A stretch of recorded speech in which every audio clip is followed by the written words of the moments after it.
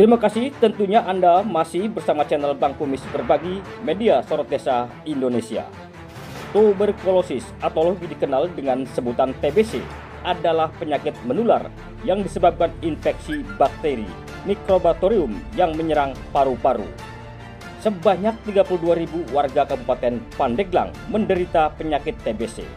Mengingat penyebaran virus bakteri ini dari waktu ke waktu mengalami peningkatan, bagaimana upaya penanganan, pengobatan, penyebaran, dan pencegahan sesuai dengan standar pelayanan minimal atau SPM orang terduga tuberkulosis atau TBC di wilayah Kecamatan Labuan.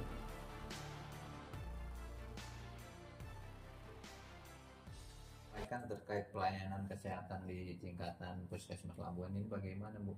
Oh ya, untuk pelayanan kesehatan di tingkat Puskesmas Labuan, alhamdulillah ya, Puskesmas Labuan sudah melayani dengan baik. Di sini kan kita ada ada rawat jalan dan kegiatan luar gedung.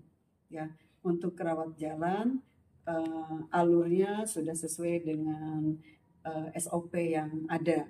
Sesuai dengan SOP yang ada, penanganan dengan baik dari rawat jalan dan rawat inap. Kita 24 jam gitu ya.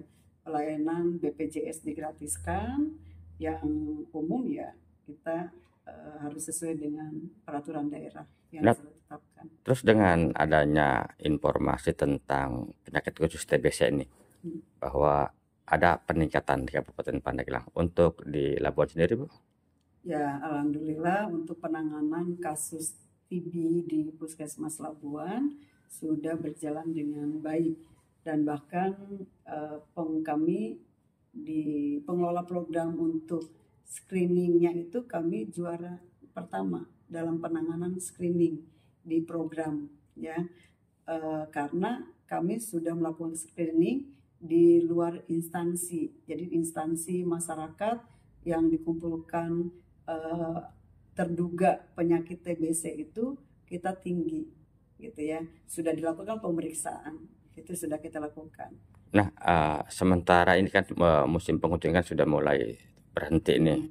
Kemarin-kemarin kan dengan adanya demam berdarah, itu ya. Untuk sampai bulan ini apakah ada penurunan atau peningkatan? Penurunan, alhamdulillah. Dengan kita melakukan penyuluhan, kita wawar, memberikan abate, kasusnya sekarang menurun. Itu Bu, untuk mengantisipasi gejala terjadinya TBC itu gimana, Bu? Itu screening. Screening. Iya, tadi kemarin kita sudah screening kepada masyarakat. Kita mendapat 200 screening. Dan memberikan edaran juga ya ke tiap-tiap desa di sini. Iya. Dari 9 desa ini. Dari 9 desa, jadi ibu-ibu balita semua harus melakukan, disebutnya TCM ya, dahak ya. Itu nanti dibawa ke Rumah Sakit Aulia, dilakukan pemeriksaan. Apabila ada yang positif, ya kita obati. Nah, terus satu pertanyaan lagi nih, untuk bulan ini nih, yang paling banyak pasien, saya lihat juga ini kan agak sibuk juga tuh. Para nakes di puskesmas ini, itu sebenarnya apa sih yang paling dominan yang dikeluhkan oleh para pasien itu? Pasien yang berobat di sini ya rata-rata demam ya, demam, tapi bukan DHE gitu ya. Jadi gastritis, lambung, demam gitu, demam biasa gitu ya, tapi bukan DHE gitu. Tipoid gitu ya, tipes. Itu banyak yang datang ke sini.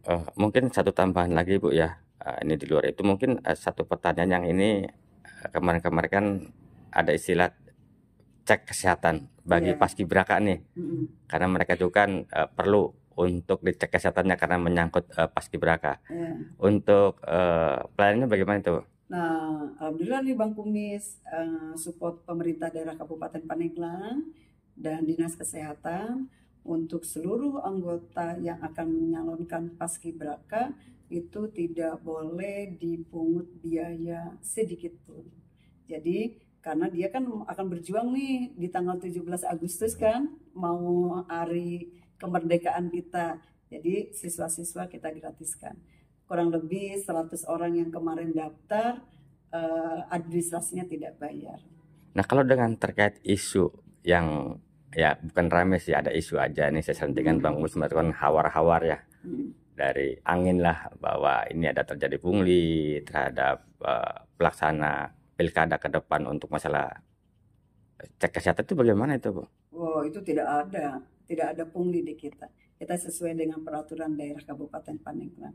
Ya, jadi perda yang kita berlakukan sudah dilaksanakan.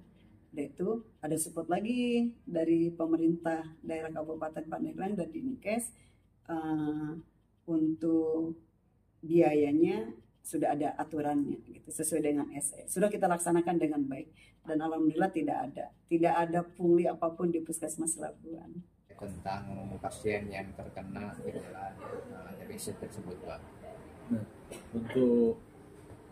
untuk pelayanan TBC di Puskesmas, pasien-pasien yang kita curigai terkena TBC, kita adakan pemeriksaan yang khusus. Jadi contohnya, misalnya ada pasien yang curiga udah batuk lebih dari 2 minggu, langsung kita adakan pemeriksaan dahak, terutama dahak. Apabila memang ternyata positif, kita langsung program. Nah, ini contohnya nih, pasien-pasien program TBC yang ada di Puskesmas Labuan. Nah, kalau bicara skala Pandeglang kan ada informasi ada peningkatan. Untuk di Labuan khususnya nih di wilayah kerja Bapak bagaimana Pak?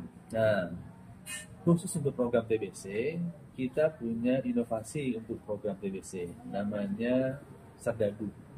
Namanya Sardadu, yaitu singkatan dari serbu dahak bulu.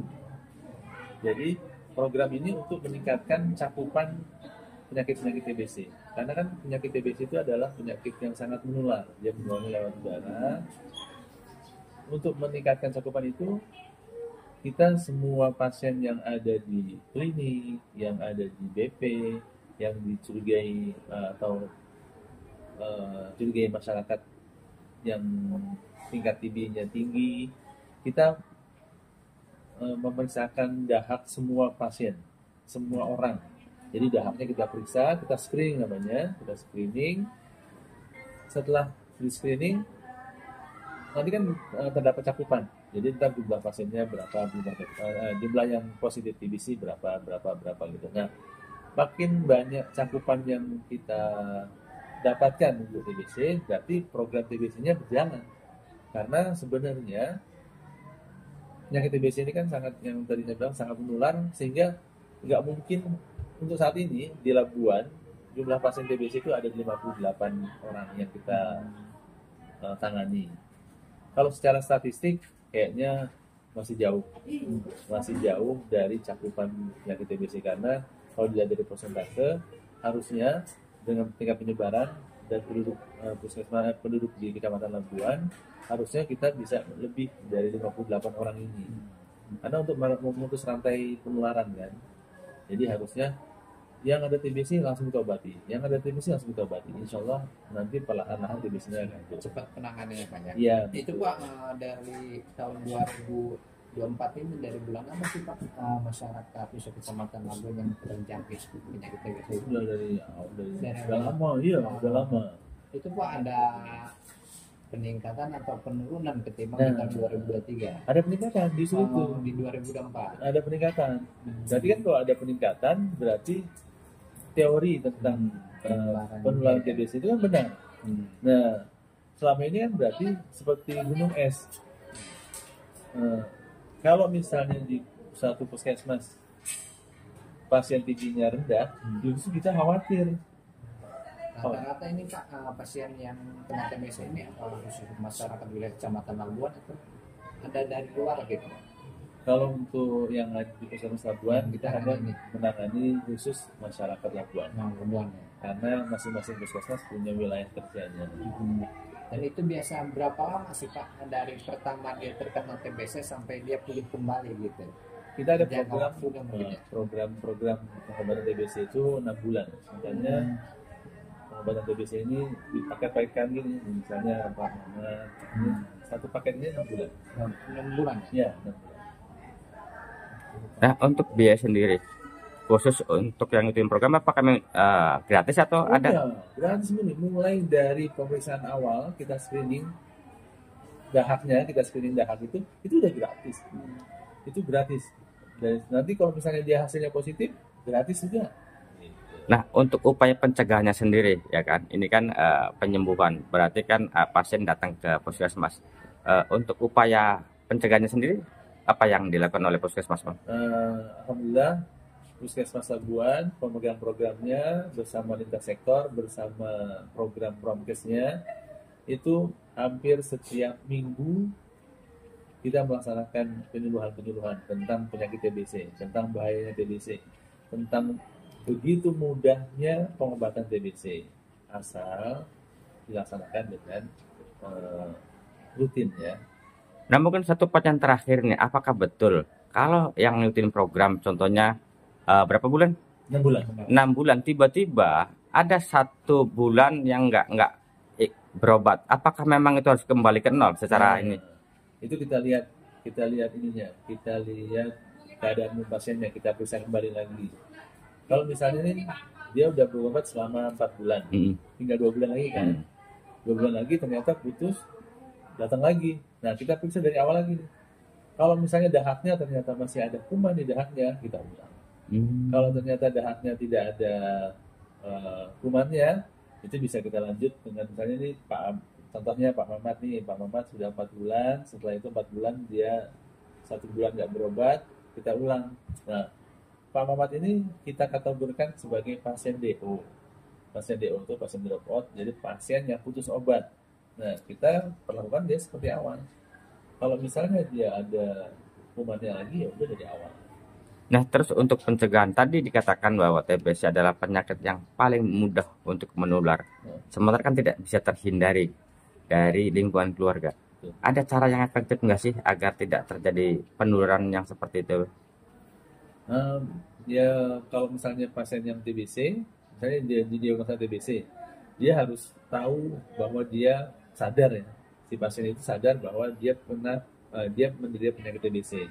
Kalau dia sadar menderita TBC, dia akan kemana-mana pakai masker. Di keluarganya juga dia pakai masker karena penularan TBC itu gampang sekali lewat udara. Makanya itu pentingnya penyuluhan tentang TBC. Oke, terima kasih, Dok.